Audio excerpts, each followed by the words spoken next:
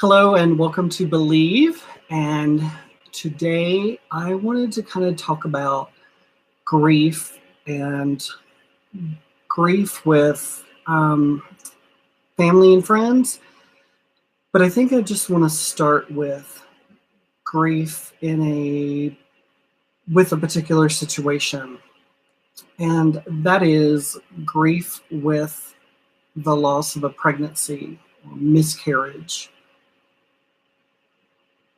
I think that one is really not talked about a lot at all. It's incredibly difficult. A lot of times the mother does not want to talk about that. And it's, even though it is pretty personal, it's still a lot of when they do talk about it with other people, it's just people don't know what to say. And a lot of times family and friends say things like, well, at least, it was early in the pregnancy. Or you could always get pregnant again, at least. Those types of things are just actually beyond not helpful. That's the kind of stuff you don't want to say at all. It is invalidating to that person. What you can say is, I'm sorry. I'm so sorry for your loss. And that type of thing. I see you guys in the chat room. That type of thing is just, I think a lot of times women don't want to talk about that to their family and friends because that's what they think they're going to hear, or that is what they hear. And it doesn't allow them to be in the moment. It doesn't allow them to grieve. You're wanting to put them it's hiding it under the rug. It's sweeping it under the rug. And it will make them feel like their feelings don't count when they are grieving the death of a unborn child. They had a miscarriage. And a lot of times they will give their child a name. They may want to have a ceremony. And when that happens, a lot of people just get so nervous, and understandably so, but that's why I'm here, is because to me, if I say one thing, and it's why I'm doing this, is learning how to help people in grief and learning what to say and what to not say in grief, learning it now before it happens. And I say before it happens because it will happen. Death happens, and we're all going to die. And there are times people die tragically. There are times people die naturally. All of that kind of stuff. But the worst time is in the moment it's happened and you're like, oh God, what do I say? I need to know what to say, what not to say. I need help with this. I need to learn it. That's the worst time to learn it. So learning it before it happens so you can be more at ease as much as you can and have some language surrounding death. Have language surrounding loss. You are going to be way better off, and you are going to be way more of a support for those people in your life who need for you to just walk beside them. And a lot of times we will say things like, well, at least it was early in the pregnancy. That's good. It's just invalidating. That is the kind of stuff I want to teach you not to say. And It's being a listening ear. And I have said this, but I'm going to say it again. It's better to shut up and listen. When you do talk, validate. Validate where they are. If they're just crying their eyes out, just simply be there and let them cry their eyes out. That is normal. However they grieve is normal. Whatever that looks like. And everybody does it differently. And the 5 stages of grief, chunk it out the window, please. That does more damage than it does good. Why do you say that? Because when people see and hear those 5 stages of grief, they think, oh, the first one, I'm not doing that, and I'm not normal if I don't do it in order, or I'm not normal if I started with this one and I'm stuck on that one. I'm not normal. They are normal. Your people are normal. You are normal. If that happens to you, there is no right or wrong way for anyone who is in grief. That's why this information is so important, is because when you have that knowledge, you can allow those people to kind of be where they are. And I'll say it again. I think I've said it in another video, but I'll say it again, where when you keep this simple, the better you are. You're better off keeping it simple when you're the person who has a friend or a loved one who is grieving. Because it's easy for us to get in our head and, oh no, oh my gosh, when there are some rules, and just learn those and learn what not to say, what you can say. For example, I've told you before, and I'll say it again because it's that important to say the person's name, whoever has died. You say their name. It's important because it lets your friend or family member know you haven't forgotten. That person is not forgotten. That's a huge fear for that person, is that, oh my God, my loved one who died is going to be forgotten. I promise you, that is a huge fear. I'm telling you. So the number one thing you can say, remember this, remember this, remember this. Tell me about John. Ask for a story. Ask information about that person. What did that person mean to you in your life? They will talk about it. If they don't want to talk about it, they'll tell you. But with a question like that, more than not, unless they're just sobbing and they can't control themselves, then don't ask a question. But if they're not in that situation, ask a question about that person, as either just about that person or how they are associated with that person. What do they mean to you in your life? How were they involved in your life? And a simple question like that, I guarantee you, will end up in that person just sharing from their heart, and they will be so grateful because they're like, my person's not forgotten. That is awesome. So do not be afraid to use the person who has died, their name. It's important that you do use that name.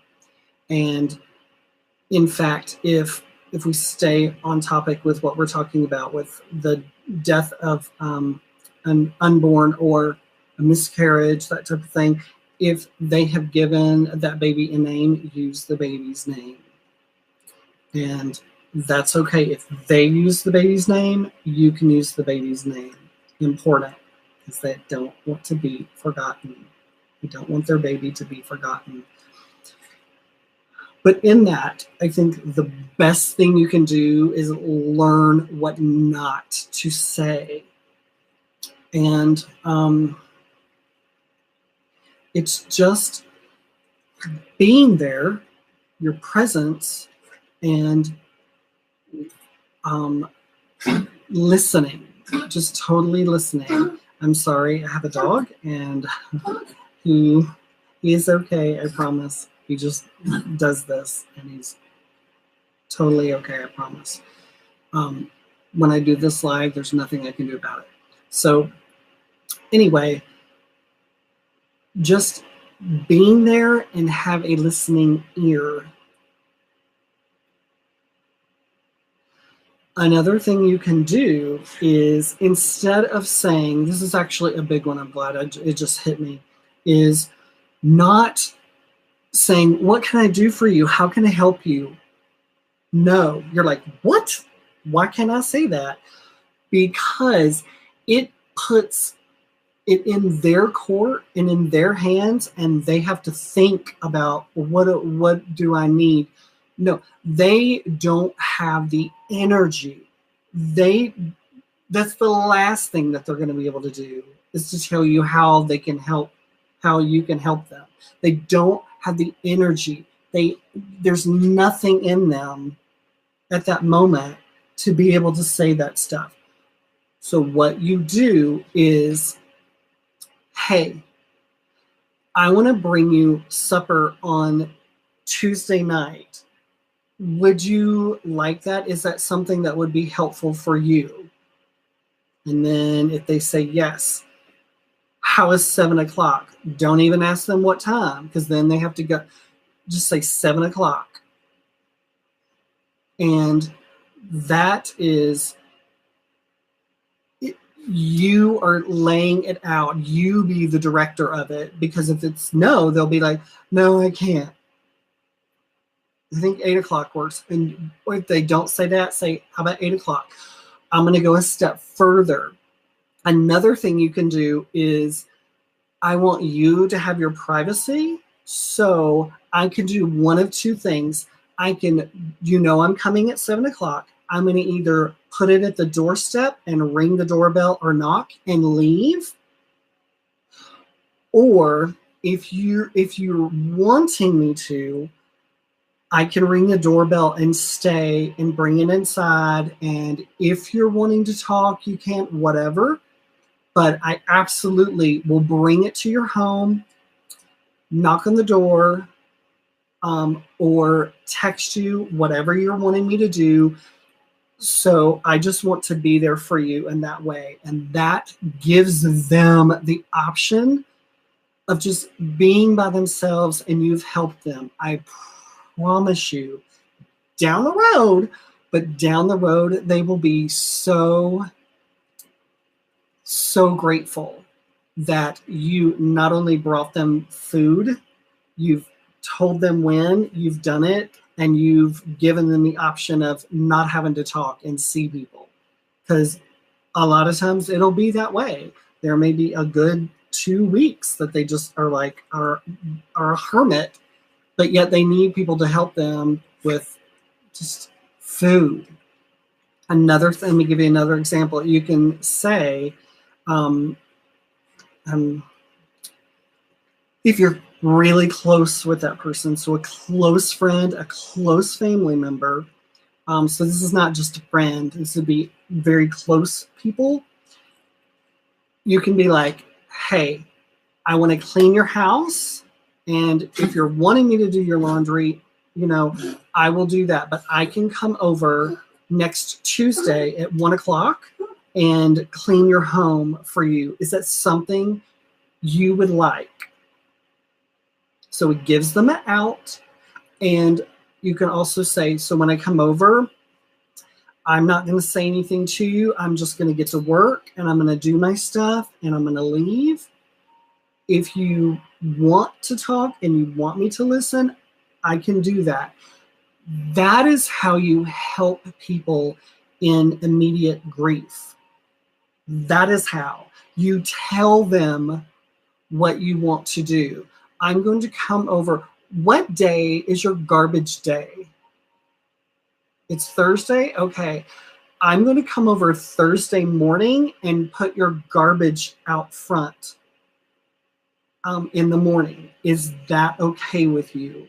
Always ask, is that okay with you? They may not be. Okay, you do want me to do that? Okay, I'm going to do that. And I promise you, I'm just going to move the garbage to the front and I'm going to leave. I'm not going to bother you at all. I just want to help. That is how you do that. Another thing you can do with food is you can make a number of meals that either go in the fridge or the refrigerator. And I know this is not good for the environment, but I promise you it's helpful for that person. If you put it in some, like a microwavable but disposable thing that can either go in the refrigerator or the freezer,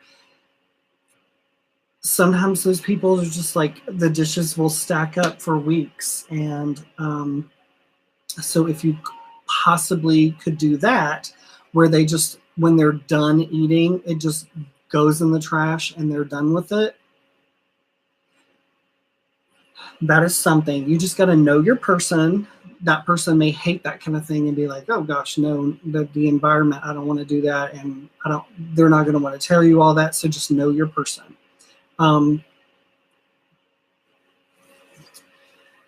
Yes. So have someone in the chat room saying that usually family members will be available and they will do everything for them. However, this is important and this is why I'm doing this. Family members don't just show up and start taking over and doing stuff. No, that is not okay. It is not helpful. Hear me out, because some of you are like, what? Even if you're a close family member, ask for permission.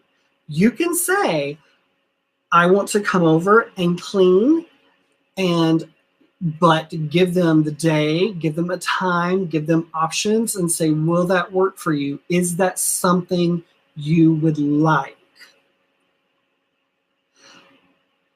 Because all they have to do is say yes or no. They don't have to expend energy in going, if you need anything, let me know. No. But family members and super, super close friends, you are not excused from this. You have to be specific and you have to ask permission to help, to come over and do the dishes and leave. Ask, if you should know the person if they're going to prefer morning or night or whatever in the afternoon. So give them a time. Is this okay? That is what is more helpful. And I think it's that kind of stuff. We just don't think about it. We just don't think. It's just kind of difficult. Another thing that I think a close either family member or best friend can do, and again, ask for permission, is say, hey, I know what you typically get at the grocery store, and they're your staples.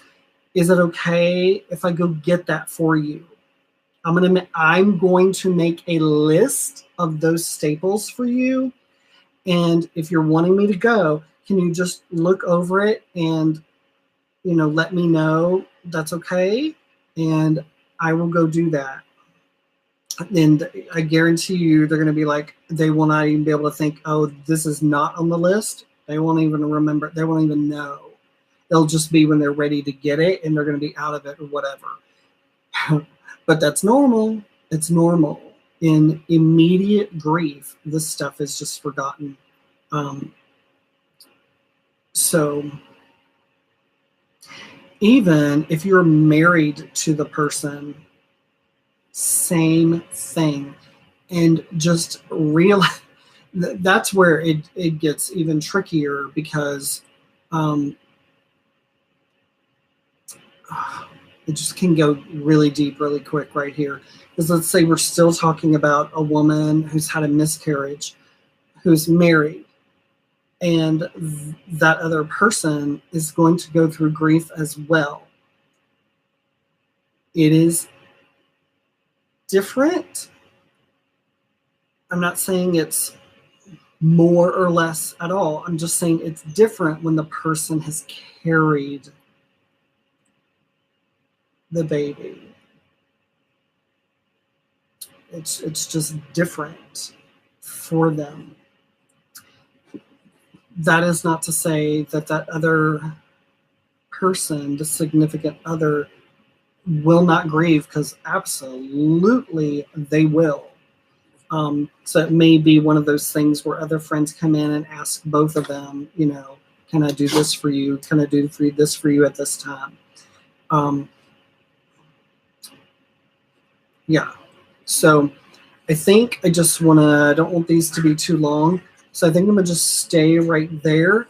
If you have any comments or questions or something you would like me to go over, maybe a little bit more, or something new to go over that has to do with grief, you can just write your comments and questions below, and I will try to do more of these. I think a lot of mine so far, I think are going to be live, just because it's way easier for me. It's just kind of a big project for me to do videos that are not live. So that's why I'm doing this. I want to thank you guys so much for being here. And the good thing about this is that this stays on YouTube, and this is a great resource.